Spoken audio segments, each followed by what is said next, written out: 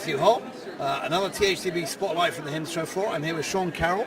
Sean is the CEO of Arcadia, which sounds like a beautiful region of Spain where we can go and drink wine and sherry and do stuff. Is that right? I think so, and also in Maine, beautiful part of Maine. I was unaware that Maine was in Spain, but they rhyme, so close enough. Maine and Spain. We're doing poetry here Maine now. and Spain, Must be late in the day. That's right. All right, fantastic. So for those who are the uninitiated, you're about to tell me that you did rather well in the class rating, but before you get there, tell me what Arcadia does. Sure, we're a population health management analytics company, technology company, that works with provider organizations and health plans to help them excel in their transition to value-based care strategy. So we do that really in three ways. We help them build massive, highly usable, high-quality data assets in their market that combine all of their clinical, health plan, and ancillary data. We provide a full set of software tools for them to explore that data about their population, which informs how to be successful in managing at a population level. And then for some customers, we provide very specific value-based care services, which is the award we're proudly wearing this year for Best in Class for 18. All right, so let's talk a little bit about that, because there's a bunch of things that go on in this population health world, and it means a lot of things to many people. Sure. So start off with the customers. You mentioned plans and providers. Which is the predominant majority of the customers? 70% providers, 30% health plans, and that mix is really an extension of the company's heritage, where we really worked in markets to try to bring those two constituents together to share data, which with the recent news seems like a good move. By recent news, you're talking about the demands of CMS and others that health plans should release more of that claims data and make it available. Exactly, to push people to really do this, and we've been suggesting this strongly in the market, and it's been core to our progression as a business for 10 years, really. And can you name me some of the plans you're working with? Sure, we work with several of the Blues. We work with one of the large four nationals. You can give me a name? Cigna. Good, I've heard of them. Yeah. We name names and shame people around here on THCB. Sure. Excellus is a large Blue, as an example, that we work with in the Northeast. We work with organizations like Beth Israel Deaconess, Steward Healthcare, which is now the largest for-profit health system in the country, and very advanced organizations like Amita Health, who really have been pushing the envelope with managed care and these kind of programs in the Midwest for a decade or more. All right, so let's talk a bit about that. There are several pieces to this. There is figuring out what actually is going on, which is the data analytics part, right? As you mentioned, there's providing services to help people, tools and technologies to help customers do that. Then there is actually maybe delivering people or getting people to do things and then reaching out to patients. Where do you guys start and where do you stop? You mentioned a heavy emphasis on the data. How far do you go down that path? So we're really end-to-end in that regard. Now, we don't do everything in that cycle for every customer, because customers are at different levels of maturity and they're resourced differently and have different strategies around this and priorities. But we have capabilities from really the foundational piece in our mind and in most of our customers' mind is to have the right data to start with. That's core to everything, all the way through all the software, and then again providing spot resources for them to execute against the doing, not just the knowing. You know, the knowing is that stuff we just described, but getting it done, the change management, the providing care managers, nurses for certain things, those are things that we do as well. So you actually have some clinical staff who will go out and work directly with the customers and have your hat on, not their hat on, or get a paycheck from you, but may have their pin or whatever, but nonetheless are directly touching patients on behalf of them? Absolutely. Our business philosophy, though, is that, to do this at scale, it really takes a deep commitment to technology, and so we push those services into the market separately. They're attached to a commitment to the data and the software part of our business. So I was to ask you, pushing this forward, and it's a question I'm always very intrigued with, the whole population health management, at-home space. We're seeing more and more technology go into sort of reaching out to the patient directly, Yep. whether that's the patients acquiring their own Apple Watches and trying to figure out their own AFib rates, or whether it is, a platform that's putting, that's putting technology into the bathroom to measure patients' scales, whatever. You obviously have a certain number of patients who are clearly could benefit from that kind of tool set and approach, but we haven't really done a great job of it historically. There's a lot of room for growth. Who do you think ends up being the organizations that do that? I'll give you three choices and you can rank them, rate or ignore them. One is your current set of customers to plans who use technologies like yours and add staff, and kind of maybe Optum's going that road, maybe they're not.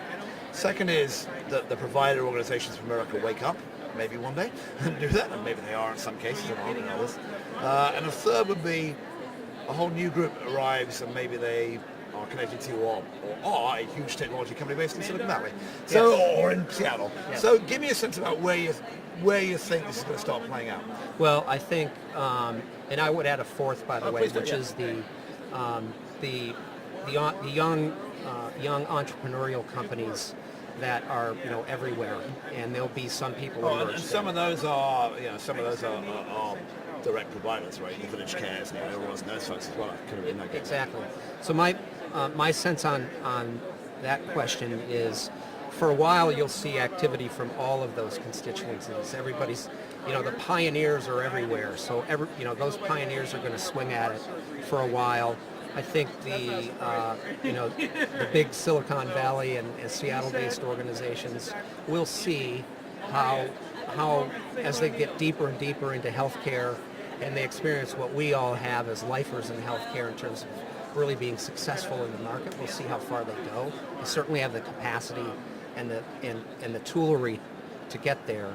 But I think it's going to be a combination of the entrepreneurial companies that have enough scale and focus to drive very specific agendas in these areas, and some of those big three that will ultimately crack the nut at the consumer level. So, saying what you just said for the future of Arcadia, do you think that you remain a company selling technology to a current set of consumers, or do you start adding a lot more services and become almost like an entrepreneur, one of those entrepreneurial provider groups yourself, or TBD? Well, it is TBD, but a little insight there. I mean, we certainly see ourselves in that category already.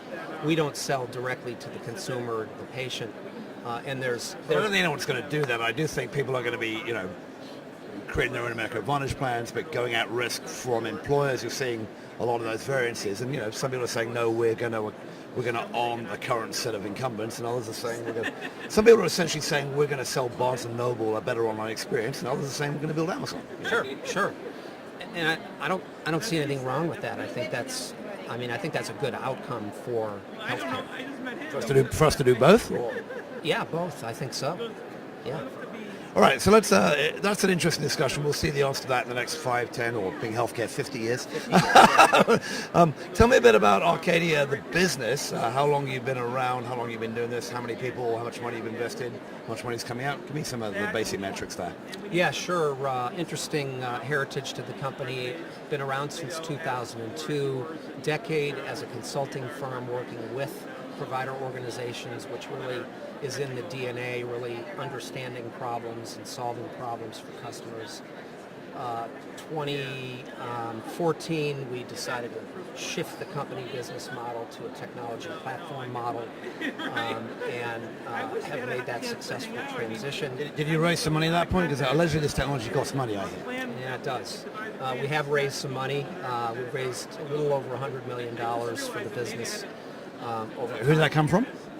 A variety of different investors, some private money from high net worth individuals in healthcare.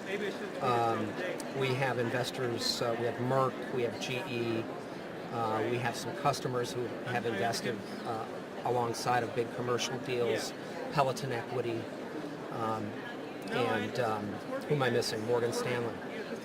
I'm sure they won't be offended. Not now anyway. Yeah. All right. Fantastic. All right, and then the obvious, and then tell me how it's going in terms of the growth trajectory you're on now, and how many you mentioned the number of customers you have now, and how many you're going to have in the future. Yeah, well, we're in a great part of the growth cycle for our business, coming off our best year. We exceeded our growth targets by over 200%.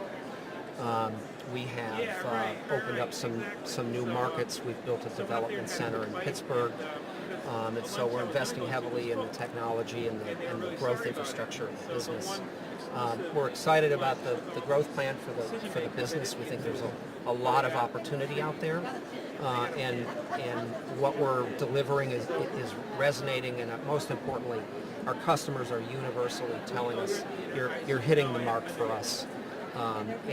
And that's what matters most. That allows us to invest in the next thing with great confidence.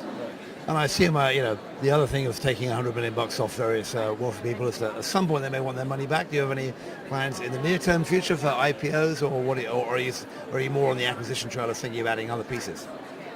We're looking more at the latter options right now than the former. We're not in any rush to do anything. We're doing great things for our customers, and we're building a valuable business because of that. And right now, our investors and our management team are focused just on growing the business and staying in the mode of delivering great outcomes for customers. We'd like to see them make a lot of money, them save a lot of money, them provide higher quality.